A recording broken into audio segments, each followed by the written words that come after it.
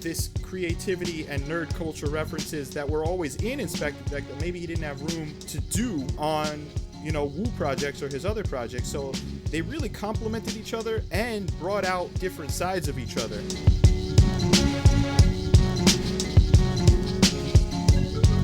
Oh, shit. The Rap Lizards have returned. Welcome back, everybody.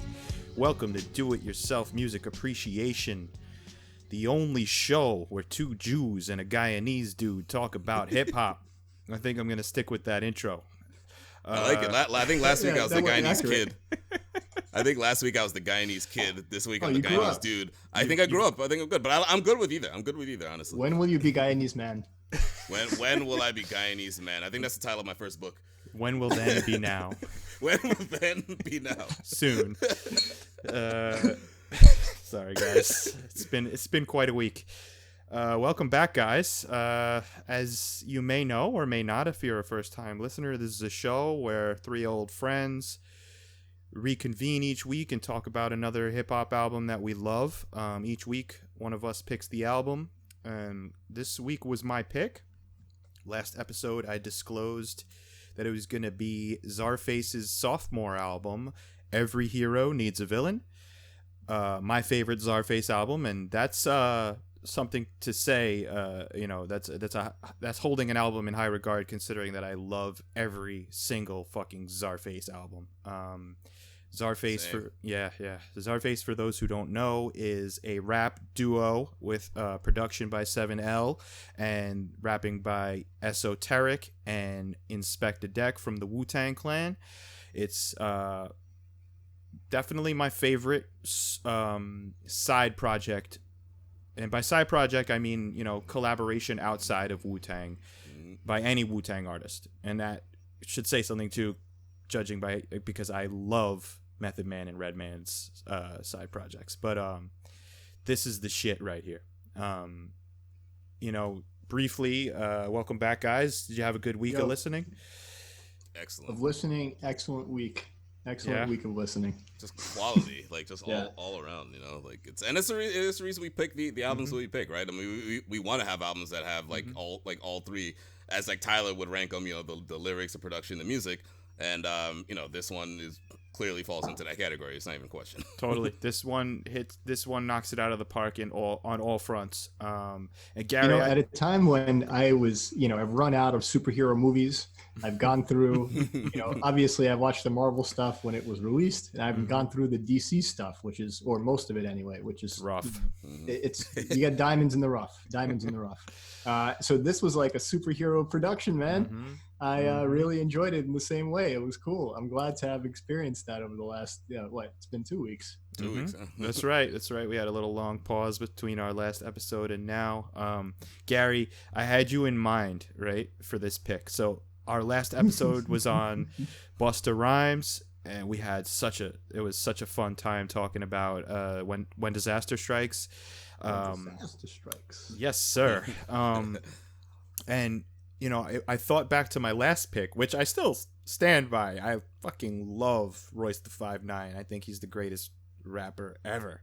But Gary's commentary really rang true. I understood what Gary's only critique in the negative side of Royce's album that we listened to, which was The Allegory, was there was no room to breathe, or he mentioned it's like going on an intense hike with no rest, no nap time, no piss break.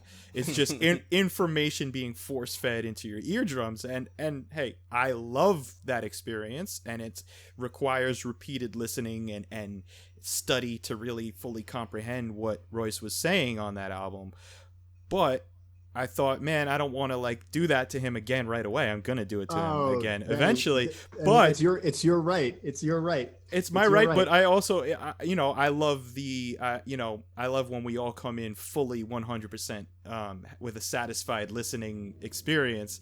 And I know you loved Royce. I know there was things you really admired about him. But I thought to myself, and I was really inspired by the character and the superhero-esque quality of Busta Rhymes that made me think, you know what? Let's go with the ultra fun, creative, good time, superhero-themed Czarface. And Gary, I knew you were gonna like it. I fucking knew it, man. And you were right. And you were right. And by the way, just to hover on what you were just talking about, man.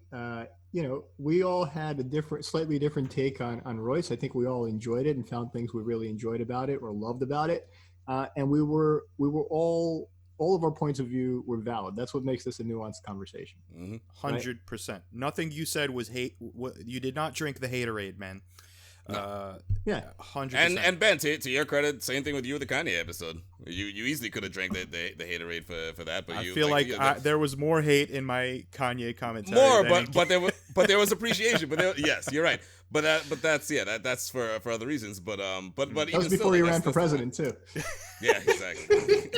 Yeah, I'm not gonna give that. No. I'm not gonna put any shine on that right now, please. Okay.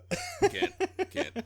So for the listeners, hopefully you've heard Every Hero Needs a Villain at this point. I think this show really serves you best after you've heard the album at least once. It is not a review show. It is a nuanced discussion of what we love about music and albums in particular. So Czarface, quick history. I'm gonna start with 7L and Esoteric because of the two parties involved, 7L and Esoteric, and Inspectah Deck. Inspectah Deck is from a way more popular movement. Obviously, the Wu-Tang Clan needs no introduction. 7L and Esoteric are like this incredible, MC DJ duo who started in the late 90s. Their first official full-length album was released, I believe, in 2001, called The Sole Purpose.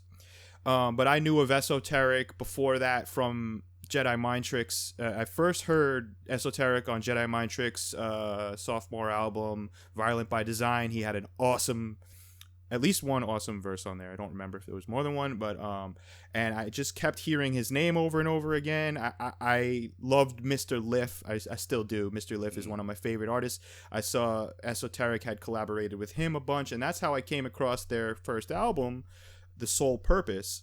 And on that album, there's a collaboration with Mr. Liff. There's a collaboration with Vinny Paz from Jedi Mind Tricks. And then there's this shocker, because I was already such a big Wu-Tang fan. There's a song called Speaking Real Words on that album that featured Inspectah Deck. And this album was released in 2001. I'm not sure when the song was recorded. I don't know if it was a single beforehand. A lot of debut albums are sometimes a collection of work from years building up. But I remember thinking in 2001, and I heard that album really right when it came out. I think Noah Zagor, shout out Noah, you guys know him. I think he might have put me onto that. I'm not sure. I could be wrong about that. But at any rate, when I heard Deck spit a verse over 7L's production and over Esoteric's, with Esoteric rhyming, I'm like, holy shit, this chemistry on Speaking Real Words is like incredible. I remember thinking like, wow, like so cool that this underground rap group from Boston, who did not have international fame at the time, they had a buzz. They were, they have a great grassroots operation, and releases after that got better and better, quite frankly. There's an amazing album called Dangerous Connection. Esoteric released an album called Esoteric versus Japan, The Pterodactyl Takes Tokyo, which is like fucking as crazy as you think it might be. It's like all Japanese samples. Shout out my man Eric, again, second time we're mentioning him. He put me on to like all of the genius work that Esoteric did in the 2000s and beyond, and his involvement with Army of the Pharaohs. Just underground status, solid. I would call him an underground legend, but not in the way that Inspectah Deck is because of his involvement with Wu-Tang Clan. So the first album, the first Czarface project, I didn't even know it was really coming until a short time before it was released, 2013. And they had collaborated one more time on the 7L Esoteric album 1212. another dope song. And then they announced, I believe a year later, this Czarface project, and it was not like, it wasn't Esoteric featuring Inspector Deck. It was, you know, it wasn't Inspector Deck featuring Esoteric. It was this Czarface rap group, rap duo, that really, it gave me honestly chills when I heard about it. And then when I put on that album, I'll be honest, that first Czarface album restored a lot of my waning faith in the direction that hip hop was going.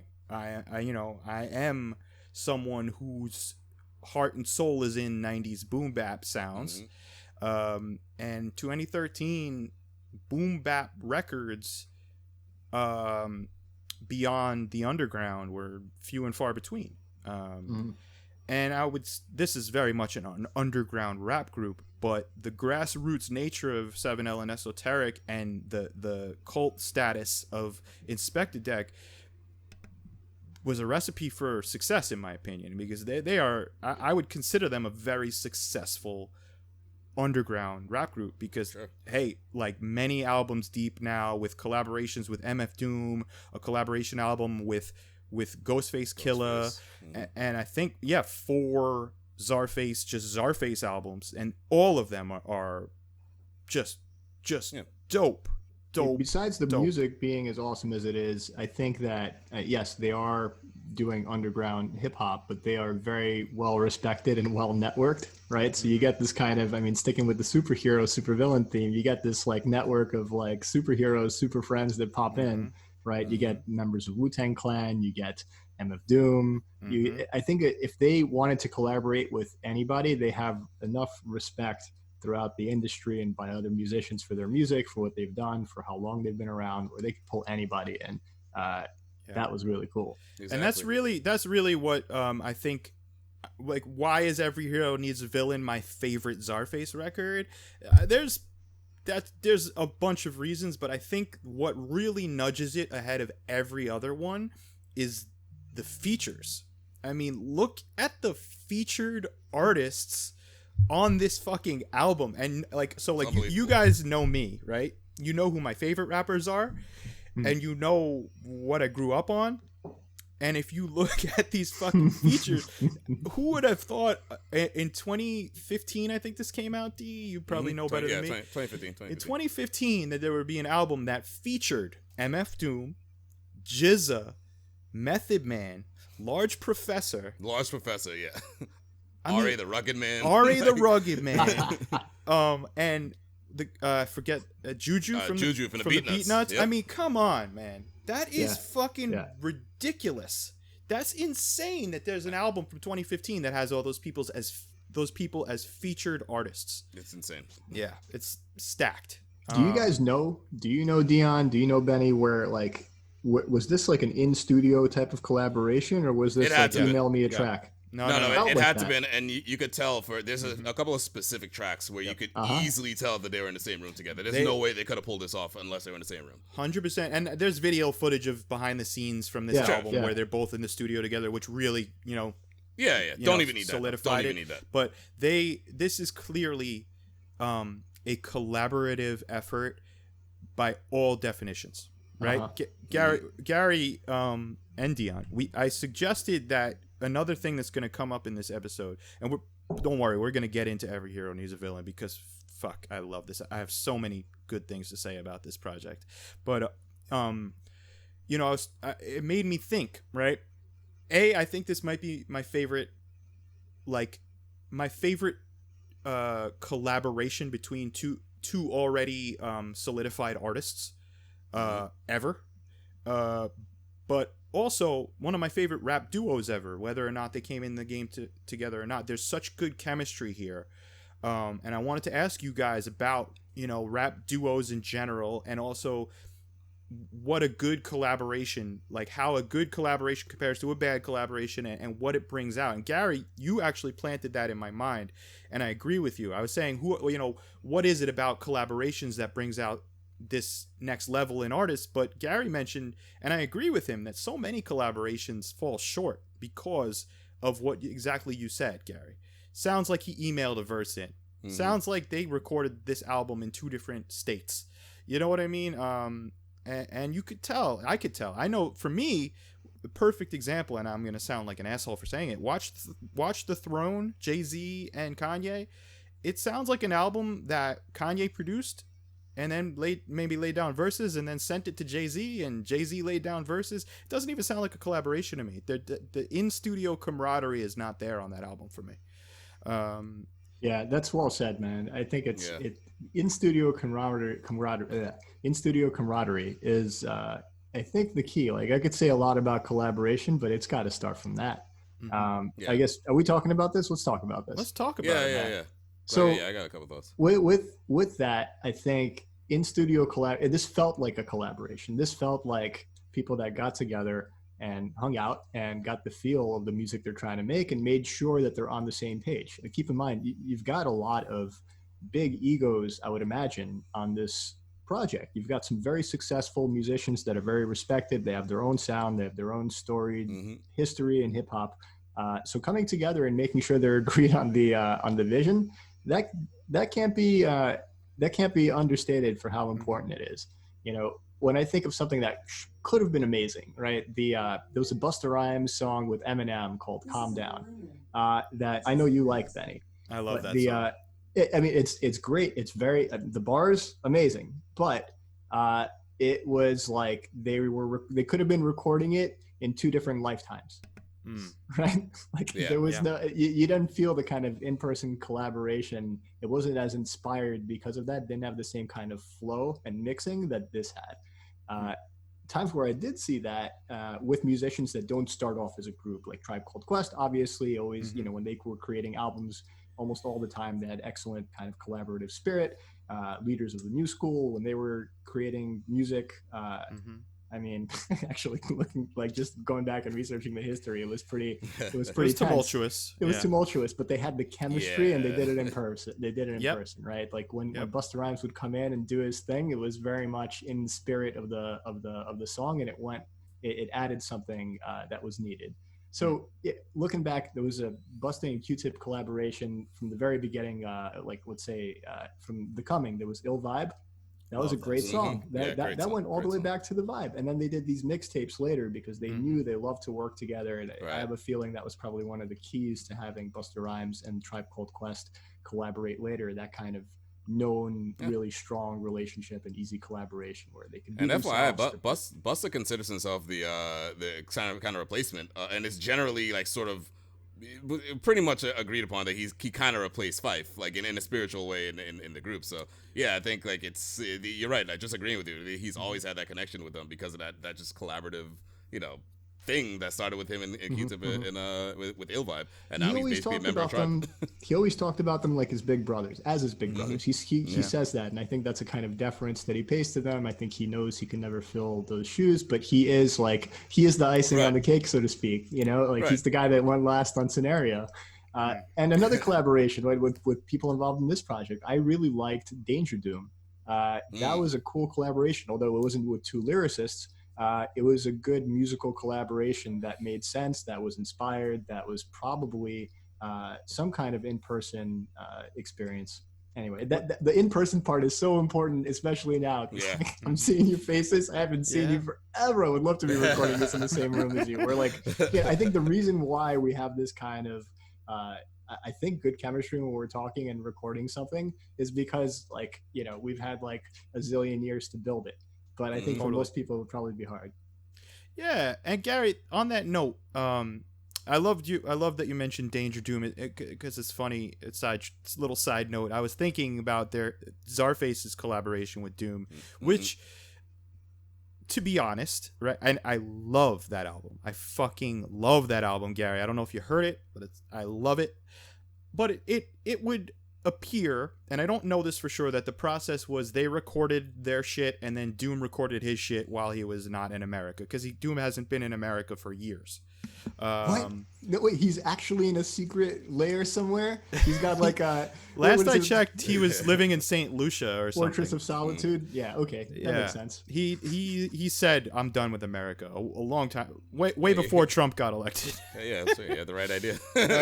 But, you know, let's not get too far off there. But like this, Doom, I thought collaborated with them in a great way, and it did feel like minds contributing to the same project, and I do believe there was communication, but there is that feeling that he was somewhere else when recording these, his contributions to the album.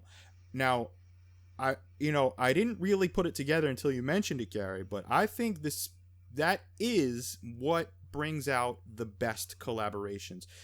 Hip hop is the only, or not, I could say now that's probably not the case, but for a long time it was the only genre of music where you could have a collaboration where the two people never met. You know what I mean? Right. Like, here's the beat, here's my first verse, lay down your verse in your studio and send it back to me. We'll try to mix it and make it sound as good as we can. That's possible in hip hop because what you have is beats and you have rhymes. You don't need to be, the band. There is no band. You don't need to be in the same room to play, to it's the reason why hip hop has so many posthumous releases too. It's because you don't 100%. like, if you really wanted to take like just unreleased verses, you could just slap a beat on it and boom, you got a song. 100%.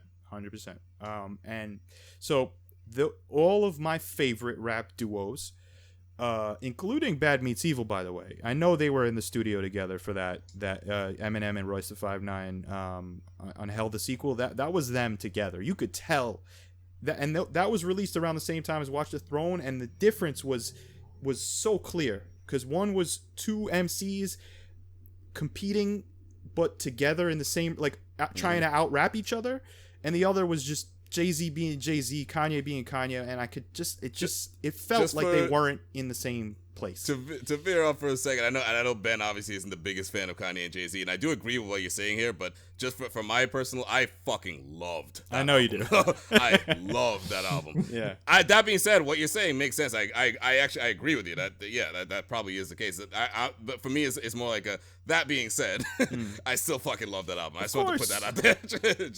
Dude, most of the world loved that album, and there were songs I liked on it. I ain't most of the world, baby. No one. You are a singular force. Dion. No, Dion, you are a singular force in this universe. So my favorite, right? So like here's like my list of the greatest rap duos ever, right?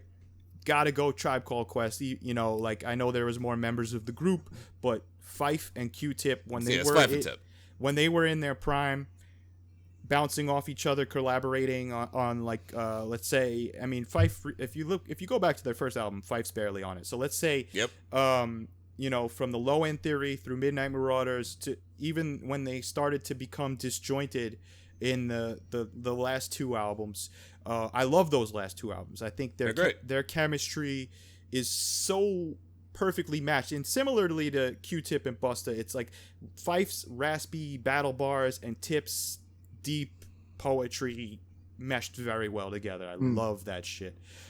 De La Soul, I think, Pasta Noose, and why am I blanking on his name? Plug 2, Dave. He's got so many names. Yeah. Dove. True Goy, as he would. Right. Yeah, he's got a lot of names. I thought they released an album a few years ago that was awesome. Their chemistry, they're perfectly made for each other to rap off of each other. And Method Man and Redman, I think they are perfect for each other. That was a match made in heaven when they linked up in the mid 90s. Now, Dion, you have a list of rap duos you love? So my list, it's a little bigger, but it contains basically all the ones that you just spit out. So yeah, I got Tribe. Tribe is probably my favorite. I'll get like favorite and best two different. Probably my favorite only simply because Tribe is one of my favorite groups of all time. So it's like if I'm gonna have a list, like if they're gonna be my favorite, they kind of have to be my favorite in this list too, right? By default. Yeah. But I got them on there. De La, I got on there. Run the Jewels. Oh, how did I not mention Run the Jewels? Yeah. And but the reason for that, like, it's just punch you in the face with everything, every element of their fucking music. It's just punch you in the face. The lyrics, the content, the relevancy, and and especially now, it's a white dude and a black dude who are clearly great friends, really just highly intelligent people, both of them. In my head, just in terms of like how quickly they rose to favorite artists in my head, like they're Run the Jewels are one of my favorite rap groups of all time. And so dope. That happened within like an album. Like from the listen of their first album, I'm like, okay, these guys are one of my favorites. Like this is quick, meteoric rise in my head. Right. Have you guys? Can we pause on that for a second, Dion? I'm sorry to mess up your flow, but with this group, man, have you guys watched? By the way, there's a Netflix series. It's a short one. Oh, Killer Mike. Yeah. I have not. What's it called? Yeah, what's it called? It escapes me too.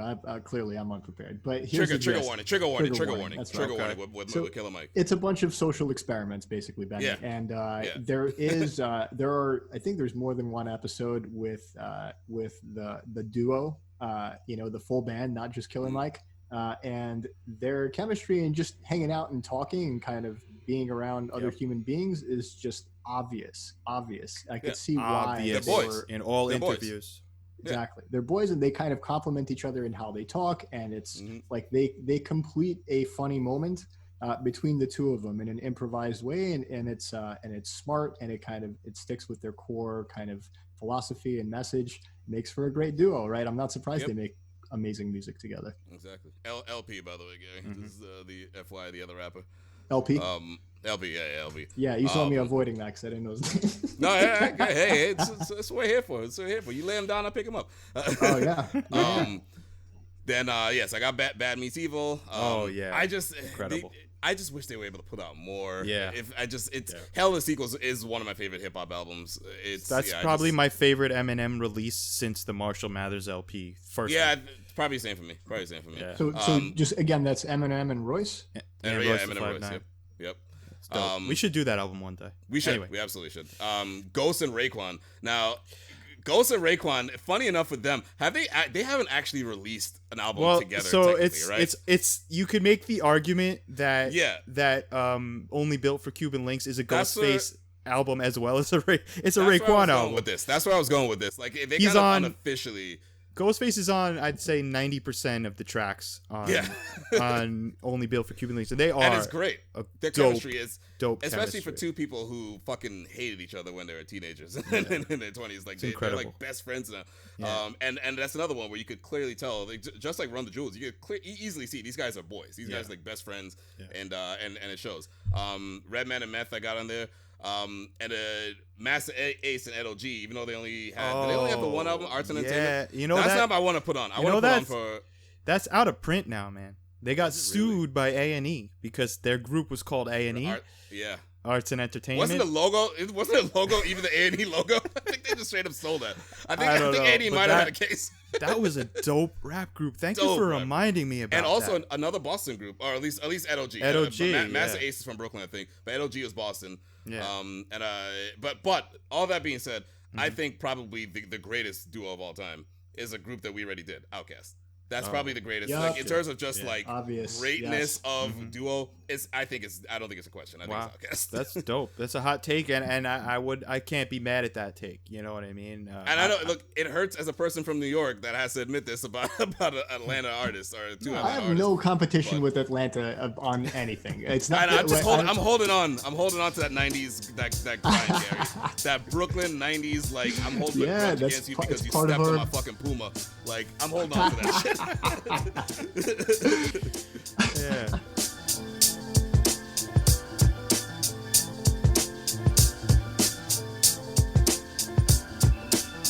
You know what, Dion? You gave a list. Gary, do you have a list, by the way?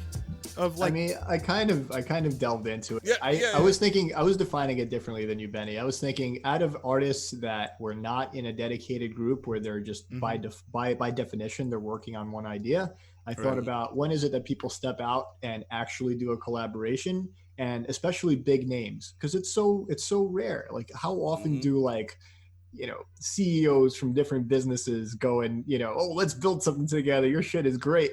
Like like you've got your own thing going on. You're established, right? You've released music already, and it's besides a couple of kind of natural crews that exist. That have built these bridges from coming up together. I think it's rare. So I was focusing on those kind of rarities, and it's okay. That was like Danger Doom. That's like Busta Rhymes and Q-Tip. Yeah, that's fair. That's all valid. And that's really what this started out as. I can't imagine that SO and Inspector Deck were like, let's just form a rap group that continuously releases music throughout this next decade. I don't think that was the plan. I think they were probably as shocked as I was as to how, I mean, this is just my guess, how well received and how much this caught on. Czarface is a fucking movement, man. Yeah, it's a movement, yeah. S.O. has a lyric, I believe it's on this album, where he says, your brand ain't a movement and your jam ain't an anthem. It's like, he's really good at that, like, battle bars type of shit. Yeah, he's not talking to anyone in particular, but about several people who call their brand a movement when it's just them. And it's not really a movement. And their song that they released, the Anthem of the Summer, even though nobody ever heard it. And I do believe this is a movement. This brand really became a movement. I think it's genius marketing, what 7L and Esoteric and Inspected Deck decided on. Right, Czarface isn't even like, it's the name of the rap group, but Czarface is one character. Yeah. I think that's so cool, right? That's really good and very unique. In terms, like, none of these groups. I mean, I guess like Outkast, like, I mean, with the names, yeah, like it's just a name, right? Like, but it's like Outkast is still Andre 3000 and Big Boy. Yeah, Tribe Called Quest is a group, but it's still Phife, Q-Tip, Jerobi, and Ali Shaheed. But Czarface, you're right. That's the unique thing where, like, it's like they form like Voltron, like that's which is was that a deck line? There's a Wu-Tang line. Was that a deck line? It was first. No, it was Method Man explaining Wu-Tang. Yeah, Method Man explains it, you're right, and then you're right. formed like Voltron. I remember I got deep like a baby seal or a Navy seal. I think that was that's Ray. That was Raekwon. Remember I formed? Yeah. So on that first, but at any rate, it's a Wu-Tang, phrase that many people have used afterwards, and this formation, the idea of Czarface is a superhero that's come to save hip-hop. And like, for people like me, grumpy old men, I was very dissatisfied with the sound of hip-hop, because at that time, with most releases, including underground releases, I was just kind of falling out of love with hip-hop. The thing I was most psyched on at that point was Slaughterhouse. What Royce was doing, I loved Bad Meets Evil, and the Slaughterhouse stuff, really kind of like the competitive, just everyone trying to out-rap each other, bringing that back was like really fun for me. I actually kind of wanted to veer on that, because I had thoughts about what I think is what makes a good group and why groups can be good and everything like that. It has something to do with that. Before I get into that, though, there's also one big one that we left off, and Ben, you actually sent us a video about this. Black Star. Oh yeah. Most Defs / Yassine Bey and Talik Kweli, and their story. We won't get too much into that, partially because I think I want to do that album too. I did start to watch that video, and the way they got together as a group is a really interesting story. But going off of this, so here's the way I look at it with collaborations. I look at it kind of like comedy, and here's what I mean by that. So for those of you who don't know, the listeners who don't know, I'm a producer. I'm a commercial producer, but I used to work in indie film as an assistant director. I worked in a movie called Hits which was David Cross's directorial debut. Really funny movie. Fun times. It was like 3-4 weeks of hanging out. Great cast, and we all shot upstate, so we're all living in a hotel together basically the whole time. So when we weren't shooting, after we wrapped, we basically hung out every day. And there's some good comedians that were there. Some were known, some were less known. Wyatt Cenac was one. A couple of them. Michael Cera was in the movie, but he wasn't with us. But we had a good cast, really funny people. And what I learned from basically living with like successful comedians for about 3 weeks is that whenever they hang out, it's always a competition. And it's not like a necessarily a bad thing, or that it's, again, with any malicious intent or whatever. But anytime they're in a room together, like the conversation is always a joke. It's like this person, like they're talking, but they're also like spitting out a joke. And then this other comedian who's also like on this side of the table, he's like, oh yeah, but how about this, And it's like, and it as an audience, because at that point, yeah, you're all hanging out, whatever, but like you're also kind of like their audience. It's not annoying. It actually it's fun to watch. Like it's what comedians do. It's like they're in a room together, they just try to one up each other with jokes. And I think it's the same thing with rap, right? When you got a bunch of super talented people together in a field that's already competitive, you're gonna get some of the best material. Because they're in a mindset. The individual, right? Exactly. So this is not an Inspected Deck project. This is right. this is a project where Inspector Deck is on every song alongside this lyrical fucking assassin in Esoteric. So when you get that recipe, everyone's got to be on their toes. There's no taking this. There's actually one verse on this album where Eso goes, "I'm kind of sick, so I took this verse off." Yeah. But I'm kind of in charge of the project, so they can't take this verse off. It was so meta. I love that. I know. Yeah. Well, there's really, I mean, and that was a dope verse anyway. But like, there's really no taking your foot off the gas in a collaboration like this. Because there's no coasting. Exactly, because you have the mindset of I'm being judged, literally. Because like for most other art, basically, it's like, all right, let's say I'm a painter. I paint my thing. I'm usually in my zone. I'm doing it by myself, and then I reveal it, and then the critics will either love it or hate it or whatever. Whereas now, it's like I'm being judged on every single word as I'm creating this art by someone else who's just as talented, if not more talented than me, and who's also doing the same thing and have the same sort of feeling about me. So I have to bring my A game, and the result is you just get fucking great music when it's done right and when the collab is good, and especially when they have real chemistry, which you can easily tell with this, you know. And Dion, you're very familiar with Inspector Deck. We're both huge Wu-Tang fans. I think all three of us are. Tell me if you agree with me. This is the best Inspector Deck has rapped since the 90s. Like, in my forever. Basically. I mean, maybe listen, the W is from 2000. I think he murdered everything on 2000. So maybe let's say since the early 2000s, right? I think they're right around after Iron Flag and when the Wu when there's like disillusionment or there was hostility and infighting in the Wu, and then you had projects that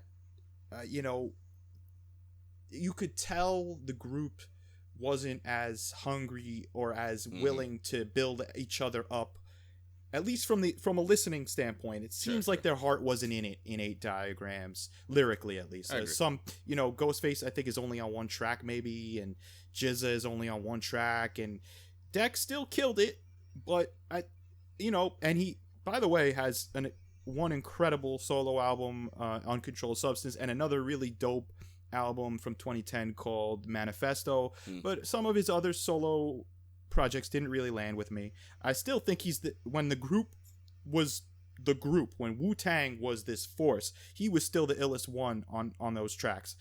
MVP on Forever, MVP on 36 Chambers. I'll even say MVP on the W, and that's a group with like 9 dudes, 7 of them, including him, are like some of the illest dudes to ever spit on a mic. And he, in my opinion, was the one out rapping them. I gotta agree with you, Benny. When I haven't listened to a lot of Wu-Tang stuff, I know 36 Chambers inside and out because I've listened to it like a zillion times, and I just there's actually a good amount of material. I didn't know where to go from there. There's a lot of solo stuff to listen to. There's the other Wu-Tang albums. Anyway, so I couldn't identify individual members of Wu-Tang by listening to 36 Chambers. I couldn't, except for like Method Man and obviously Old Dirty Bastard, like people whose voices completely stand out. Maybe I could identify Jizza now, but I probably couldn't before. But now I'm, as we're doing this project together, I'm starting to like be able to differentiate voices. And I didn't realize that Inspect the Deck, that feeling from 36 Chambers, that kind of like sinister, impactful, your head is bobbing, like that flow that I associate with 36 Chambers most, even though there's so many different, variations on there. That was Inspect the Deck. I didn't know that. I didn't realize that. I'm like, because I haven't heard this album before listening to it. Charged by the system for murdering the rhythm. Yeah. Lo and behold, another deadly episode. You're right. His verses on 36 Chambers is held, I'd say, on the Mount Rushmore of hip hop albums. Yeah. And to be the dude that, in my opinion, outshined Method Man. And this is not to say that Method Man wasn't incredible on that album, but in my opinion, at that point, he was the most sharp sword in the clan, and he remained that way for a very long time. While everyone else, I think, was primed for a more successful solo career, Method Man had this incredible flow and soulful voice and accessible, right? He was very accessible. Very accessible, yeah. ODB was so wild that everyone wanted a piece. Yep. Ghostface is the most, in my opinion, if you want to say who has the best solo career of anyone in Wu-Tang, it's Ghostface. You're not saying Meth? No. I mean... in terms of the album. I'm not talking about in terms of wealth or fame. I'm talking about just in terms of album output. Who has the best catalog? I was talking about popularity because the popularity is definitely Meth. But in terms of catalog, yeah, you're probably right. Ghostface hasn't put out a dud, and he's put out a lot of albums. Actually, yeah, you know what? I come to think of it, yeah, I think I wholeheartedly agree. Maybe we'll go Ghostface. Maybe we'll go through a Ghostface album as part of this, and we will. We will. Maybe after Supreme that, Clientele or something.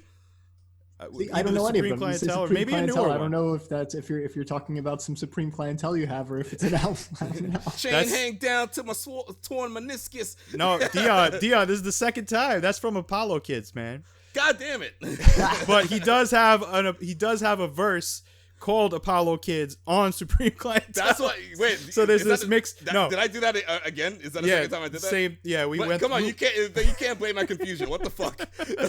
This Apollo Kids thing, bro. Yeah. It's okay. It's all right. But I think we should do Supreme Clientele or maybe a newer one. At any rate, we're going. The choice is yours. Okay, yes, we're falling down the rabbit hole of Wu-Tang, which I tend to do. Inspector Deck is a monster, and all those incredible egos and personalities on one project. 9 dudes, just fucking all incredible rappers. The fact that I think he is perfectly suited to collaborate with them because his style is so, at least then, was so aggressive and so like he just came in like a bomb and shook the track. You know what I mean? It just one of his bars counted. I would never have identified him by that. I would never have identified him by that in 36 Chambers because I heard that he's the guy that sits there and waits for you to play yourself and watches you play yourself. Yeah. You know, and then he hands it to you. And then he takes you to court. Exactly. So I'm thinking this guy is just he's the guy that sits around. But no, he's not the guy that sits around. He carries tremendous energy. I'd say he is the kung fu artist. Like he's the one who comes and does acrobatic backflips on the track. You know what I mean? Like so he's that ninja assassin. Like he is the ninja assassin. Totally. In a group full of ninjas, he is the ninja. He's the sniper in the cipher, man. Like Gary, we're gonna do Forever one day too. I can't wait till you fucking study Deck's verses on Forever. It's like that's his peak, and that's not to say that what he did after wasn't incredible. I mean, but to me, that's the zenith of Inspector Deck's work is on Wu-Tang Forever. He also had an incredible guest appearance on Gangstar's best album, Moment of Truth, Above the Clouds. That's right. He out-raps Guru on Above the Clouds. Just smashes it. Wild Like Rock Stars, Who Smash Guitars, you know that song, right? So at any rate, 100%. this project of Czarface, I actually at one point, Esoteric is an incredible his grassroots movement and the way he operates the marketing of himself is great, and he really does communicate with his fans. And I have communicated with him before, and I just said thank you for reigniting the career of the most underrated MC of all time, which I do believe Inspector Deck holds that most underrated ever MC, and like breathing new life into him, because if he's doing things on Czarface projects that there's no room to do that on Wu-Tang projects. Right. Talk about, he's probably one of the first rappers to have comic book references. Yeah. On 36, he goes swinging through your town like the neighborhood Spider-Man. Yeah. You know what I mean? Right. So like, he was already a comic dude, right? He already had the comic book references, but like this creative experience to be linked up with the most comic book Star Wars nerd rapper, which is why this is another reason I love Esoteric so much. to have that room to just go and be not silly but have fun. And not every track has to be about decapitating dudes. You know what I mean? And he had plenty of tracks that weren't about decapitating dudes before this, but this is such a creative outlet for a creative mind to, that the theme or the undercurrent of all these songs is nerd references. Absolutely. You know what I mean? Esoteric's rap label, I don't know if it's still, the record label is still in existence, but it was called Fly Casual Records. All right. Now, right. to the uninitiated, that might just sound like some pimp shit. Like, oh yeah, we fly casual over here. But it's actually a Star Wars quote. When in Return of the Jedi, Han Solo is in the Millennium Falcon, in the Imperial shuttle trying to sneak past the Star Destroyers. He's going, fly close, but don't fly too close. I don't know, fly casual. So, wow. I mean, this guy, I just want to meet him and shake his hand for making rap music, and also he has a bar on a Army of the Pharaohs track where he says, "I'm Luke Sky with the blast shield down." Now, like Star Wars nerds know exactly what the fuck that means. That means you're fucking in tune with the Force, and you don't need the Vision because you have the Force. But like, at any rate, my nerd bones are tingling right now. There's a lot of Star Trek in here too, or there's at least some Star Trek in here. And Marvel and DC, and there's just. I was gonna say one of my favorite comic book references in the album is on Deadly Class. Where he goes, it's an Essel line. He goes, "Been killing y'all since Nick Fury was a Caucasoid." Now, if Ben, I know you know Gary, I'm sure you do too. But this is from Captain Marvel. What? This is no, Gary, no, it's not. It's actually not that at all. What it is that Nick Fury in comic books was always white, but in the movies they cast Samuel L. Jackson. So obviously Nick Fury is now black. So all he's saying is like, "Yo, I've been doing this shit since Nick Fury is white." Yeah, exactly. Like everyone now associates Nick Fury with Sam Jackson, therefore associated with being black. But like quote unquote historically, because it's a fucking comic book, you do whatever you want with it. But quote unquote historically, Nick Fury is a white dude. He's like a white dude with an eye patch, the whole thing. He's just a white dude. So I don't know. It's kind of a throwaway line, but I love that shit, man. Remember we were talking about when we did the Royce episode, it's almost like Royce raps for other rappers, right? Like he's doing it to impress the best of the best. I feel like Esoteric raps for everyone who like isn't like, I don't know how to put it. I felt so like I can be accepted in the hip hop fandom because here's a guy with so much success underground who completely just, you can't even count the amount of comic books and Star Wars references that go down in his projects, and it sounds so dope, and he doesn't sound like, oh, look at this dingus talking about, you know what I mean? Like, he does it in such a cool way, and if you didn't know what the references were, you might have that moment and be like, yo, this shit's fly. Like, you wouldn't even know that what you're hearing is a fucking nerd reference, like, to the fourth degree. You know what I mean? There's another one that's even more subtle and great in Escape from Arkham Asylum. I mean, a ton, obviously. It's called Escape from Arkham Asylum. But the one line, you go, "Sit your ass down" like a Marvel end credit. That is so... I didn't even catch that one. So deep. And it's funny because, like, obviously now it's like it's still kind of an unacknowledged thing where it's like, if you go to a Marvel movie in the theater, like, there's going to be at least one end scene. Yeah. And it's funny because over the years, like, the first few Marvel movies, half the audience would get up because they didn't know, and the other half would know. And it's like as each movie comes out, less and less people like actually get up at the end. But to now, it's like a couple of people, and people pretty much know. But it's still just funny. It's like an unacknowledged thing among Marvel fans. It's like, sit, keep your ass sat down. Yeah, like once those credits start, don't move. I hope you still got popcorn left. By the way, DC does that too now. Of course they do. Because of course they fucking do. Let's not Simpsons get into did it. Marvel did it. Yeah. So, do you guys have standout tracks? Is there stuff that really jumped out at you? I hogged the mic on this one. So, D. No, Gary, go ahead. Yeah. All right, Gary, go ahead. What do you got? Well, sure. Okay, why not? So you were talking about Escape from Arkham Asylum. Yeah, that had the funniest, like the kind of interludes were so funny on this album. The very Doom inspired. Very, I mean, completely. In fact, they used some of the same ones, or at least one of the same ones. But what was it? In My Pocket a Note, maybe. Anyway, so okay. I mean, they were funny as shit. And in this case, don't worry about him. That guy's dumber than a bag of hammers at the bottom of a frozen lake. I don't know Is where that the that's one with from. the old guy going, I want to smack? Like he just talked about different ways he wants to smack somebody. Yeah. I think it's along the same. It's along the same energy. Yeah. Yeah. Oh no. That's actually I think I know what you're talking about. I think that's ODB. I think that's an ODB quote of him talking, just rambling. No, the hammer thing? Yeah. No, that's in here. I don't know what track, but I literally just listened to it. Oh, that's Escape from Zarkon. It's not attributed to anybody as far as I can tell. So it might be a clip from somewhere. If it is, I gotta go there. Point me there. Whatever. I had a bunch of tracks that I loved. I think there were some fat songs. I always have dope songs or fat songs as a category when I'm doing notes. For Danny Brown, those dope songs started with dope song. So Sergeant Slaughter, I mean, that was one of the first songs that got me to start nodding my head and appreciating the album. The beats were crazy on this, but including that one. Also, one of the many references to Kool Keith and Ultramagnetic in this album. I counted at least 3 on this album. There might be even more.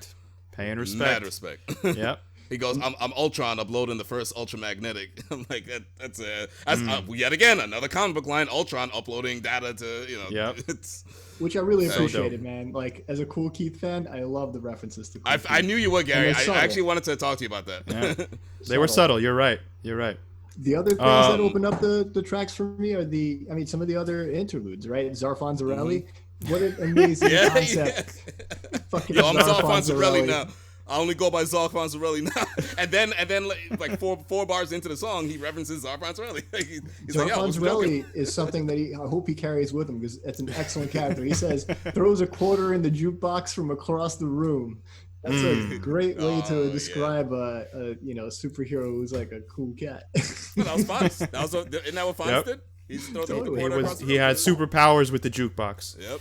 In fact, I don't know if you guys caught it on When Disaster Strikes, but Busta Rhymes has a line where he says, describes somebody being really cool. He's saying, I was the coolest brother like the Fonz. Like, oh man. It's I mean, clearly a really visual thing that helps you understand the character. So those are the things that got me into something. It's the funny stuff, right? It's like the things that are really clever, and I think, wow, that kind of blew my mind. I want to listen to everything else a little bit closer now. Yeah, man. Nice. And I know, Gary, you told me you listened to the 2013 debut also during this process a little bit during this break. I was talking to Dion about this, that the thing that changed most between the debut and this album 2 years later is the debut. If you told me that song minus the references, if that album came out in the 90s, I'd be like, this is a dope boom bap album from the 90s.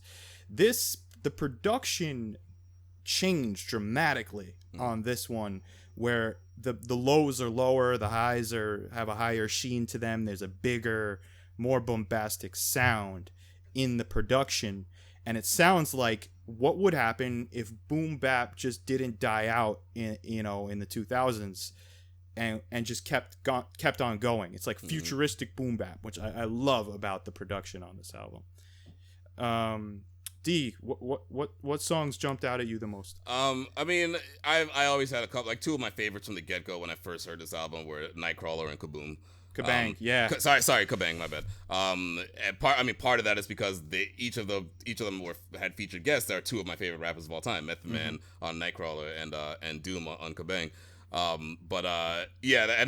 That definitely stayed, but a couple of them I added after listening to this. This straight through Lumberjack Match. I really stuck out of me after this listen. Same thing with Gary, Escape from Arkham Asylum. That's like 7 minutes, that song, and the beat the beat changes like 4 or 5 times. Exactly, and it's just a medley. bars, it's a medley, bars, basically. bars. Yeah, it's like still don't 8 care. bars each. Anytime, anywhere. So dope. Deviated Septums. Turned into a new favorite. If you remember, my AIM screen name used to be Deviated Septum. I remember that. That was weird. It was weird, but I loved it. That beat, actually, let's talk about that for a second. That beat, I don't know if you remember the beat for Deviated Septums, but it kind of sounds like an E-Don beat. I don't know. I'm pretty sure it wasn't. Right. Pretty Yeah. possible. It felt super unusual. Like I was jamming to that song. I was jamming, right? Yeah. To me, like that beat, the beat on Deviated Septums, it was like doing things in the background. Like it was its own thing. It was telling its own story, which we had before with in Late Registration with Kanye's Gone. Another track where the instrumental in itself, you don't even need the lyrics are great too, but you don't even need the lyrics. Like the music in itself could just be like an instrumental track on a movie. It's like or a something traveling like circus. Yeah, exactly. So so beat was great. This is also one of the songs on this album where the SO and Deck are going back and forth. And there's some seamless transitions. Like there's some moments where I'm listening. I'm like, oh yeah, that's Deck. And then like a minute later, I'm like, wait, what?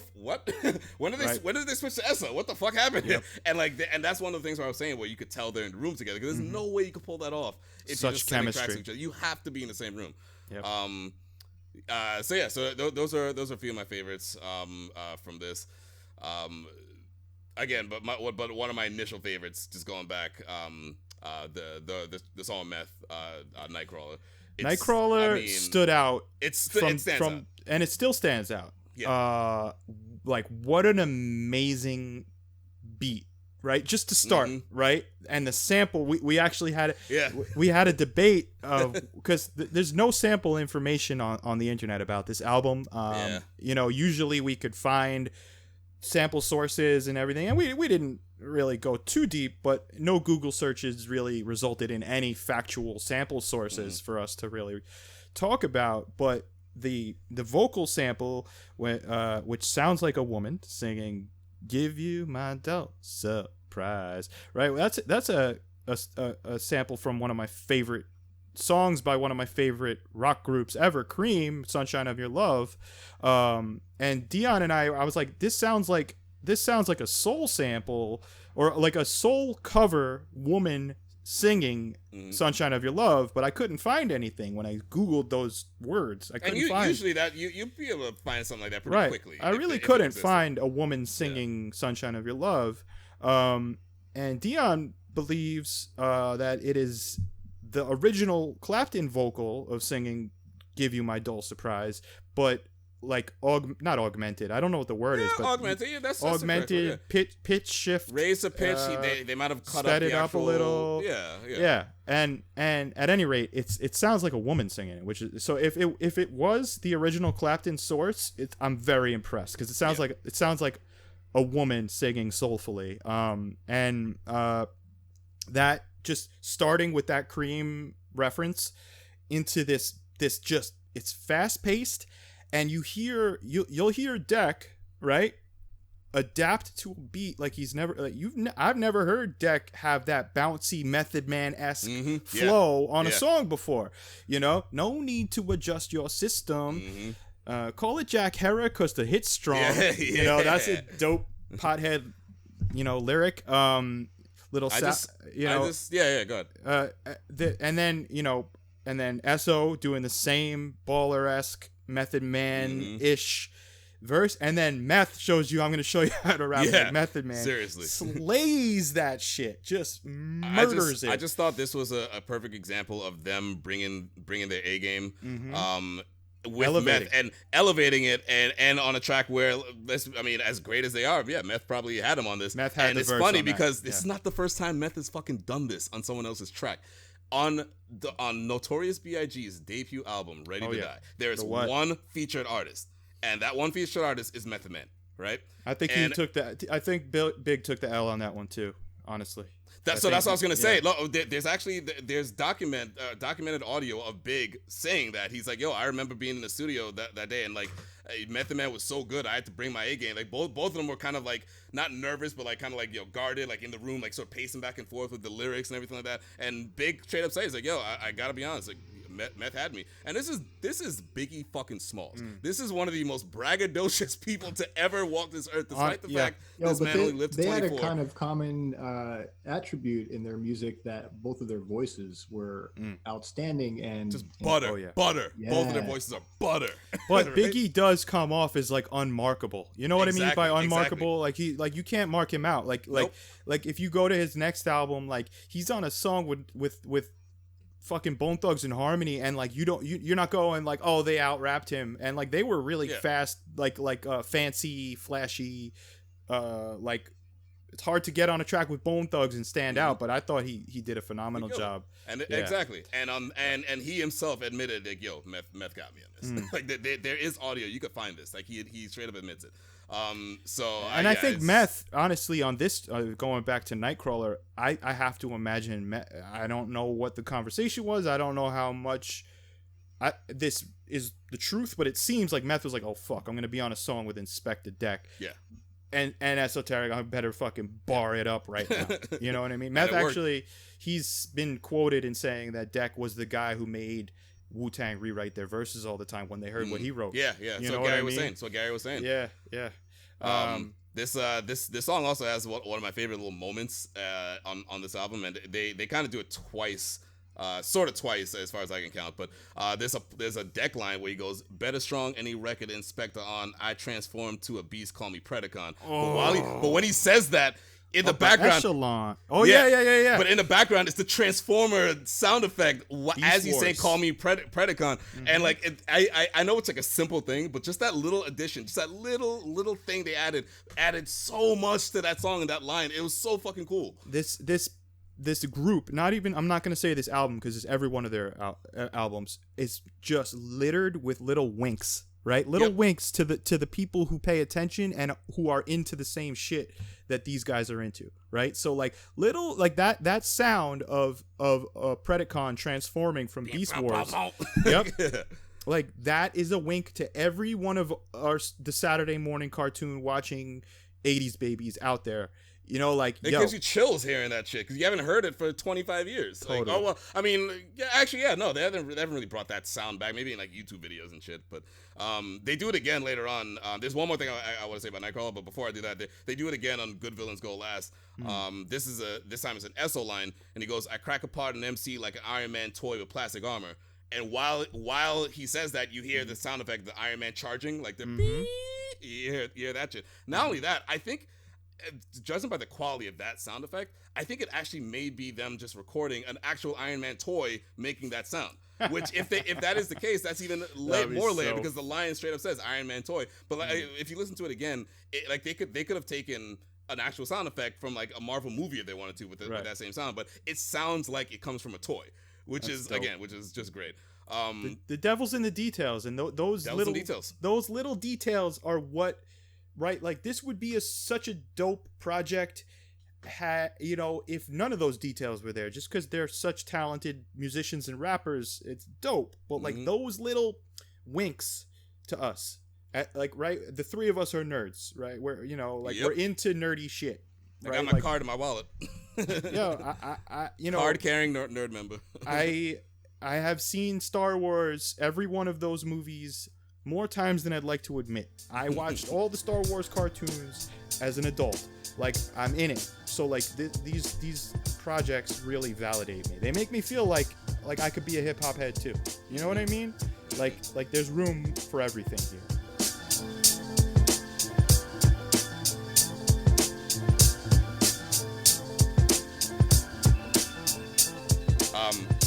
So the only other thing about Nightcrawler, now this may be me doing like the Dion going off on a tangent. Maybe this shit doesn't make any sense, but dude, please go go far.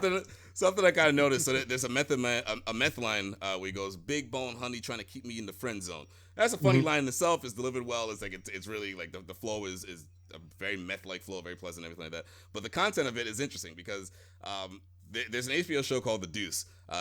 Ben, I know I've told you about it before. Gary, I don't know if you've heard of it or watched it. I've maybe watched an episode. Maybe. Okay, all right.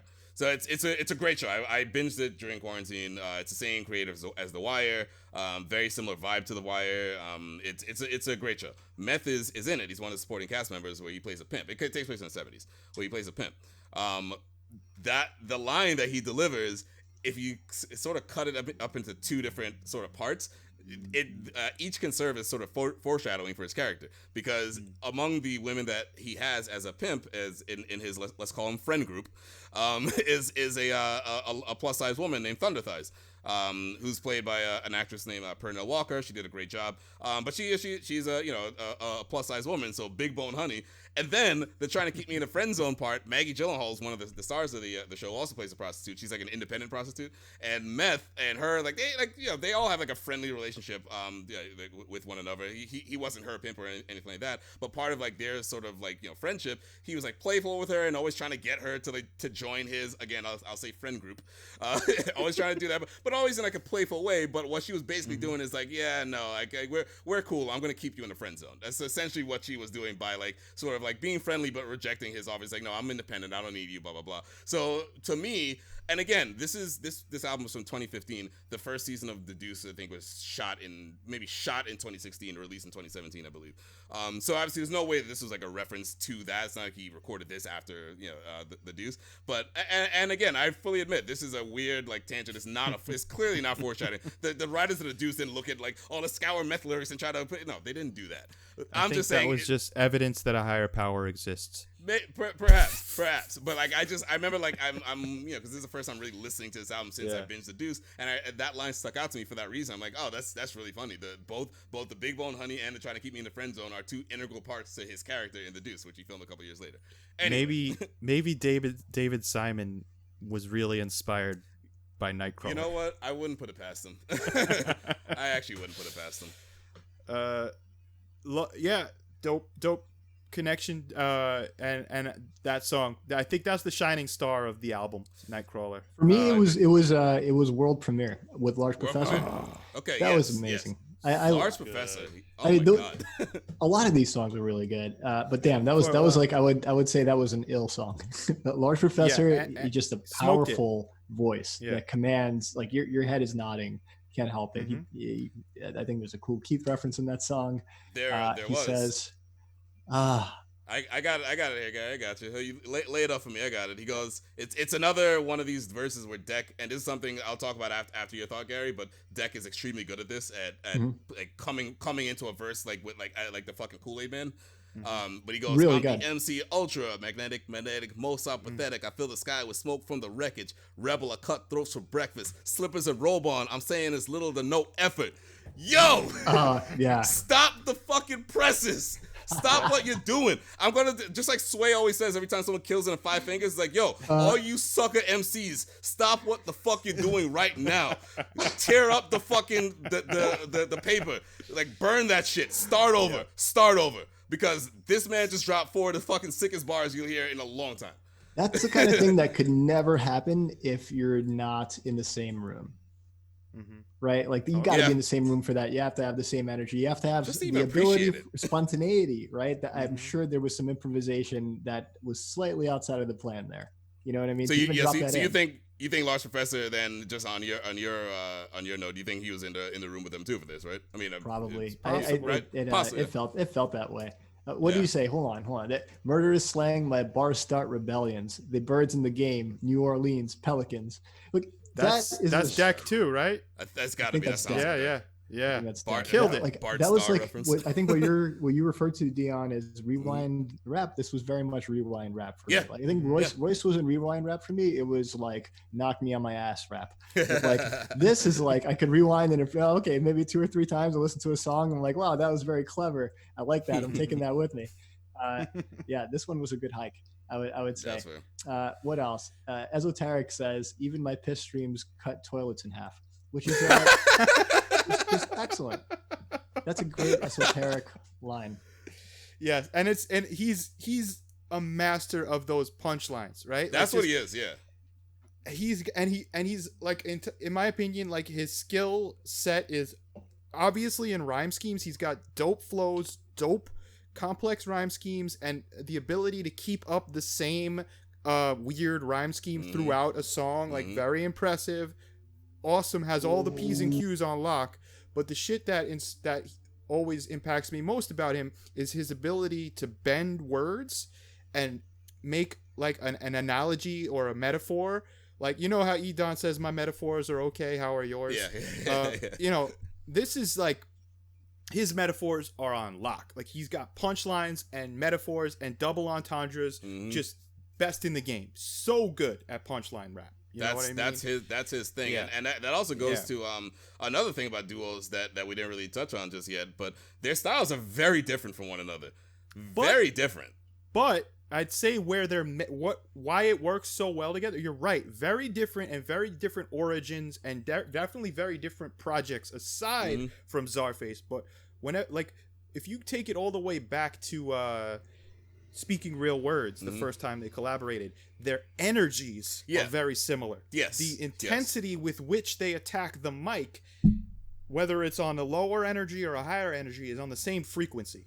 Which is not the same of like Outkast. Outkast, for example, are very different and are also on different wavelengths, but it works perfectly for them. Whereas you're right. They're on the same wavelength. Perfectly matched wavelengths. Yes. You know what I mean? And that's why it works so well. Really. And I think Esoteric's nerdiness, right? For lack of a better term, or his nerd culture references brought out this creativity and nerd culture references that were always in Inspector Deck that maybe he didn't have room to do on, Wu projects or his other projects. So they really complemented each other and brought out different sides of each other. And to me, that's what separates a good rap group from a great rap group, is when they combined, do they bring out new sides of each other? Do they motivate each other? Is the sum of their parts greater than the individuals on their own? And I would say yes. The Czarface, I like Czarface, and I love Inspector Deck, but I like Czarface better than any Inspector Deck solo project because there's this elevation through collaboration that it's beautiful, man. It's really beautiful. My standout track aside from Nightcrawler was Kabang. Now that was my other one, but go on, please. It's a perfect track. The beat is it's sparse but ominous. It's it's like behold the armored one, and then it's like like not even getting into the raps yet, but just the background instrumental. It's like very simple synth sampled tones, and then halfway through each verse, like this second piece comes in, but it's still simple enough that nothing's outshining the bars. It's very dark, ominous. It's funny because I totally agree, and the only shame about this particular song is that it's the only song where you really can't fully appreciate it if you're listening to it on laptop speakers or on shitty headphones. Like really, because you need good speakers. It's that the kick. Lows are so low, exactly, and the highs are so high that you need a lot of headroom in your speakers to fully experience the tones that are on that song. Now that being said, doing it wrong. Gary, do yourself a favor, man. Listen, try to listen to that in either headphones or like with something with a subwoofer or something like that, because the main crux of this beat is this kick, like this bass / kick that happens. Like something with a subwoofer that hasn't gone through 3 loads of laundry in my pocket, yeah. We gotta fix that. It is, Dion, you're not wrong. There are songs and albums that can't be fully appreciated without good speakers. Actually, Igor is actually one like that too. You can't really listen to Igor with shitty speakers and really fully appreciate it, because those beats are just totally. So getting into Doom's verse on this track, to me that was like Doom. I don't know what was going through his head, but it's almost like, I'm gonna show these motherfuckers. Yeah. Like why no one is like me. It's right. It's he says the word trash can, I think, is the first ass am or whatever. Yeah. Those it's the tones. M's. Yeah. Am and he just takes that fucking thing all the way through that verse. Nothing's forced. Nothing's forced, but he throws in words that I don't think were ever used before or since in a rap song, like ampersand. And then and then briefly goes into not those rhyming words, and he says, did the shang-a-lang and then caught him, kabang, right? That, like, those are nonsense words, but you know exactly what he's saying, right? He's saying, I did the okey doke, faked him out, and then I punched him in the face. Did the shang-a-lang and then caught him, kabang. Yeah, I heard that a lot. Oh, man, Doom. It was fun to listen to. Also, just like listening, it was just like it was energy all the way through. It was funny. The whole thing was funny.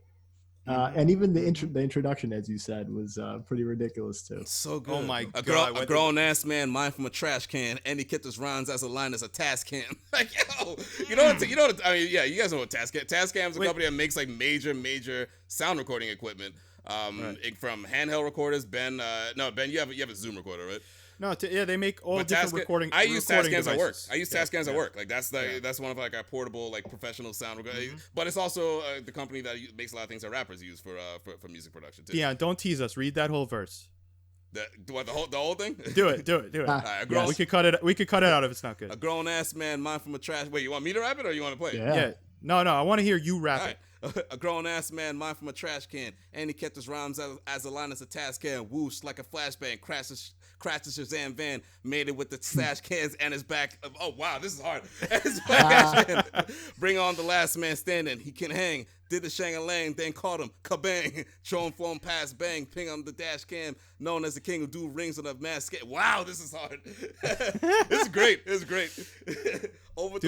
Overthrow a vast plan shown an unmasked fam. Rock like a sun splash jam. Fuck. This is hard. It's crazy. Don't you just but that's why I wanted to say it. Like it's hard. All of that shit. That is like, right? Like he might not be doing double time. He's not one of these people who's gonna go he doesn't rap like that. But I don't think the people who could do that could rap what he just rapped. Yeah. That is such a difficult way of rhyming. To keep up that rhyme scheme because he changes it, like you said, and he he switches it up, but he also puts that rhyme at different places in the sentence. It's so complex with just one rhyme scheme, like two different tones, am, right? But like throughout, it's like a rap nerd's wet dream to listen to that shit. You know what I mean? Like just nerd alert. You know. Love that song. Love this fucking album. The double words too. Like she had a color came in place on the can bandstand. Place like Ann Landers. Ask my man. Bitch, better than a batch of tan brand from Pakistan. Don't get smacked with the practice hand. Don't get smacked with the That's practice a great line. hand. That's a great line. So dope. That's like a left hand back smack. Yep. You know what I mean? Not want to grandstand. Get it on a low gram. Ampersand handstand gas can. What? Oh, I love this shit. You know, yeah. That song gives me chills. And then I heard that, and I heard that song, and I go, oh my God. Right? Like, so, like, anytime Doom shows up on a project, Doom is my favorite rapper ever. Anytime he shows up, I go, that's great. That's incredible. I'm so glad they got Doom. But this is the first time I go, they could do a whole album together. I remember thinking that in 2015 when this dropped, I said, holy shit, they are like perfect for each other. Totally agree. And then flash forward a few years, you have Czarface meets Metalface, and it's such a dope project. They're so perfectly suited for each other, and it's clear from day one that Czarface, at least from the production standpoint and the interlude standpoint and what they're going to be sampling standpoint, were very inspired by MF Doom and the layers of samples that he goes to. And also, the continuity of comic book theme, you know. Bomb Throne is probably one of the best Starface songs ever. Between all the albums, Bomb Throne is great. That's from the album with Doom. But either way, it's. Hold on, one more line from that. Actually, no. There's a couple of things. Deck's first, though. This is another example of Deck again coming in the mosh pit, yo, wilding with goth chicks. I'm in the mosh pit, wilding with goth chicks. Fire in his eye, call it water for chocolate. The spark in the darkness, marvelous hard shit. Bump you off like a small part in a mob flick. Funky like a playoff armpit, bro. Yeah, he says funky like a playoff armpit. Yo, come on, man. Like, burn it, tear it up. Just tear it up. You got give it up. So dope. Give it up.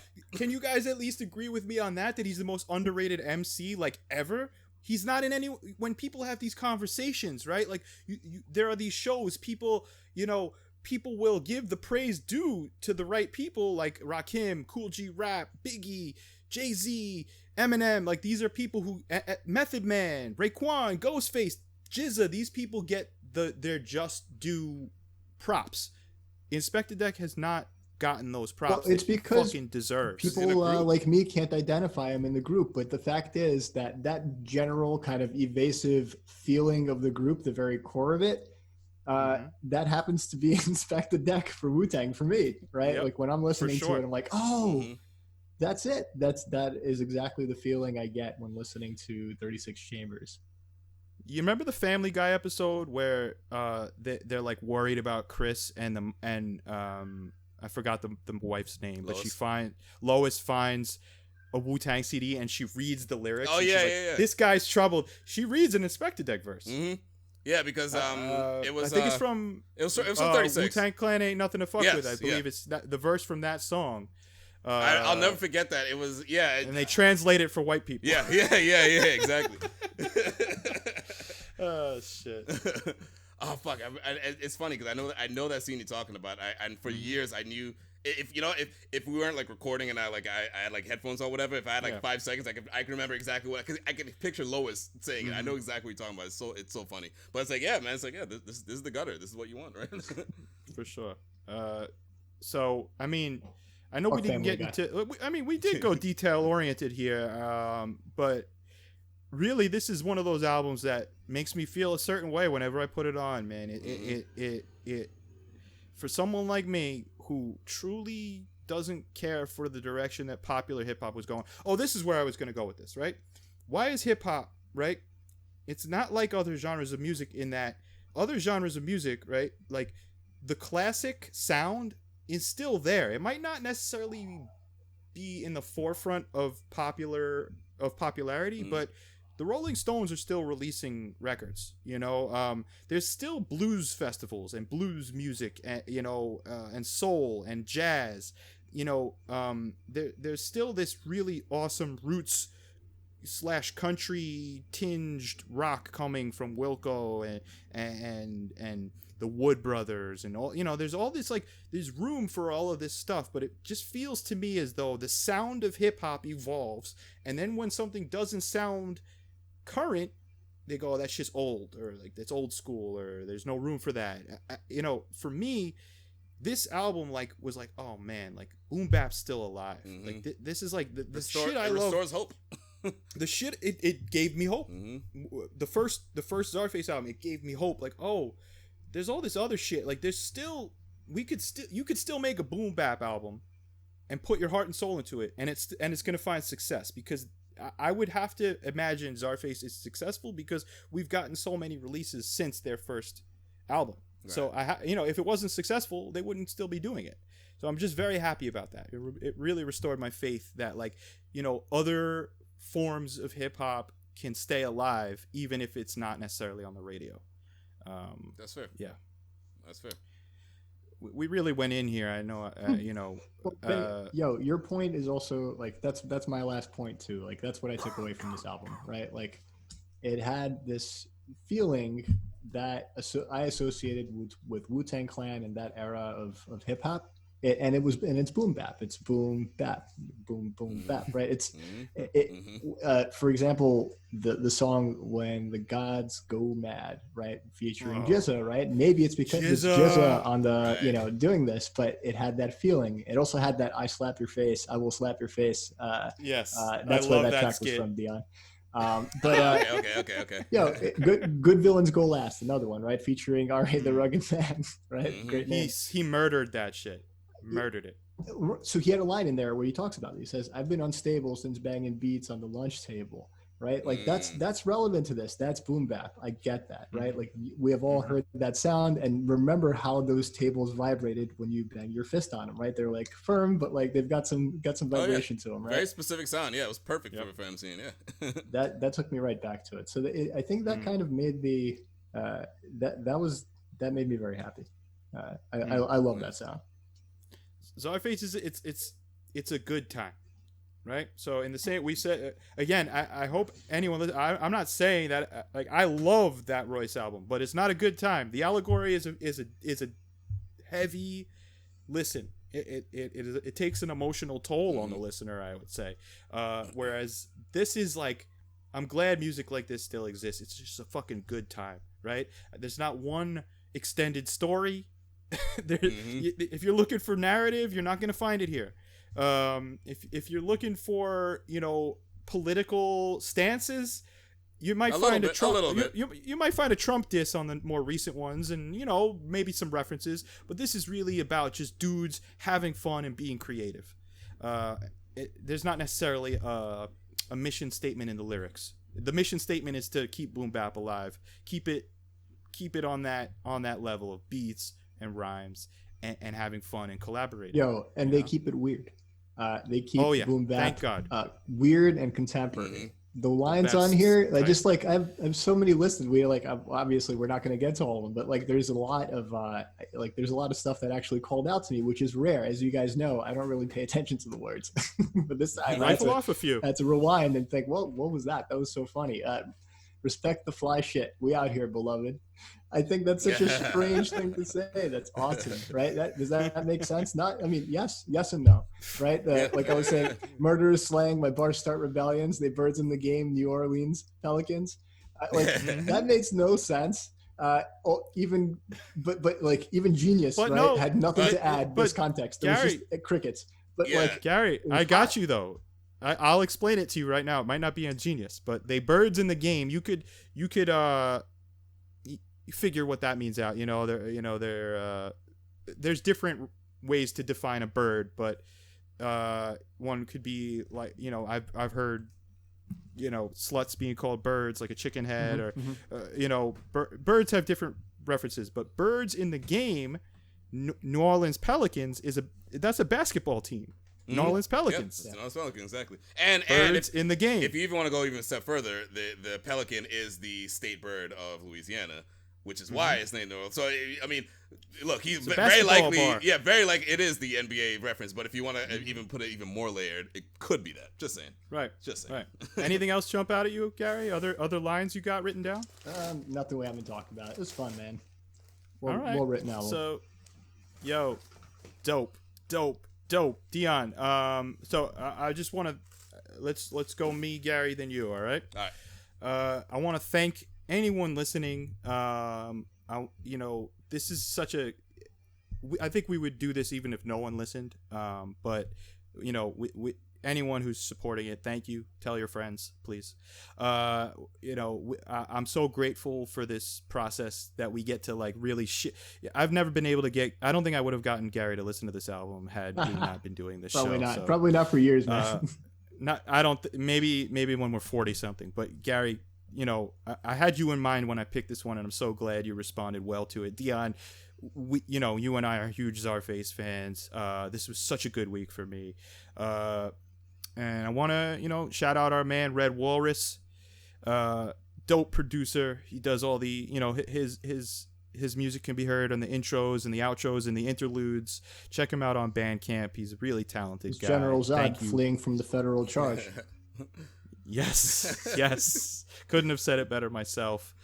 And I just want to really finish it by saying thank you to Esoteric, to 7L, and to Inspector Deck for keeping that fire alive in me. It really, made me fall in love with hip hop again when this album came out. So thank you. And Gary, hit us with it, man. What's your last licks? Czarface is a hero, but he's up to no good. That's the way to live. That's my takeaway. You can't be a hero through and through. It's boring. He's a hero, but he's up to no good. I really love that. I respect that. The superhero adventure kit and just kind of how the retro feel to this album, the boom bap feel. It all feels very good. Maybe specifically to me, but I'm guessing to you guys too, because that's a good recipe. 100%. That's my last lick. Nice.